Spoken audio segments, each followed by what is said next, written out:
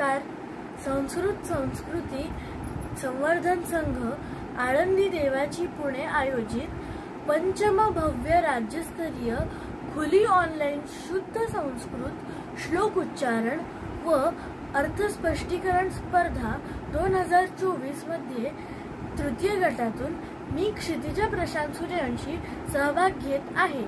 मी इयत्ता 7वीत शिकते. माझ्या शाळेचं नाव आहे श्री चैतन्य टेक्नो स्कूल. माझी शाळा इंग्रजी माध्यमाची आहे. आज मी तुम्हाला 2 सुभाषित म्हणून दाखवणार आहे व त्यांचा अर्थ उलगडून सांगणार आहे.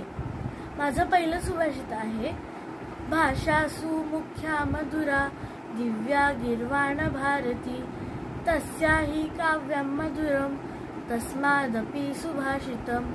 याचा अर्थ असा होतो की सर्व भाषांमध्ये प्रमुख, गोड आणि स्वर्गीय अशी भाषा म्हणजे संस्कृत आहे. या भाषेला सर्व भाषांची जननी पण म्हटले जाते. या भाषेतूनच मराठी भाषा तयार झालेली आहे. या भाषेमध्ये काव्य अधिक गोड आहे व काव्यापेक्षाही सुभाषित अधिक गोड आहे. माझं दुसरं सुभाषित आहे, सुखस्यानंतरम दुःखम दुःखस्यानंतरम सुखम न नित्यम लभते सुखम न नित्यम लभते दुःखम.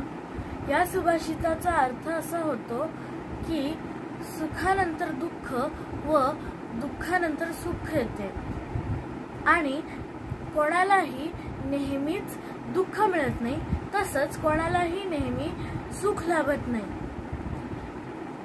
आणि मला ही संधी दिल्याबद्दल मी तुमची खूप खूप आभारी आहे.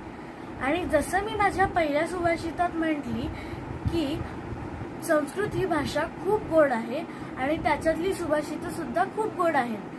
त्याच्यामुळेच मला संस्कृत भाषेची गोडी निर्माण झाली आहे. इथून पुढे मी संस्कृत भाषेचा अभ्यास सुरू ठेवीन. धन्यवाद.